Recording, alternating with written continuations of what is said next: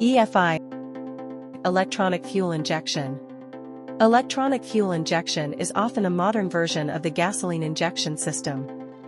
EFI system is currently used in gasoline engines. EFI is an indirect injection system that uses a solenoid-operated injector with a fixed orifice that flows through the fuel injector. Electronic fuel injection is used in modern automobile fuel delivery systems to increase efficiency.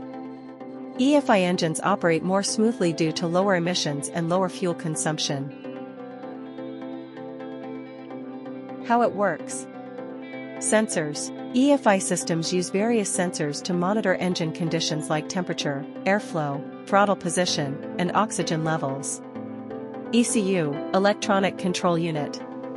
The ECU acts as the brain of the system.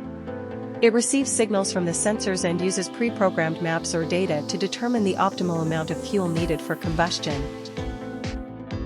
Fuel injectors. The ECU then sends signals to fuel injectors, which are precisely timed and metered to deliver the correct amount of fuel into the cylinders.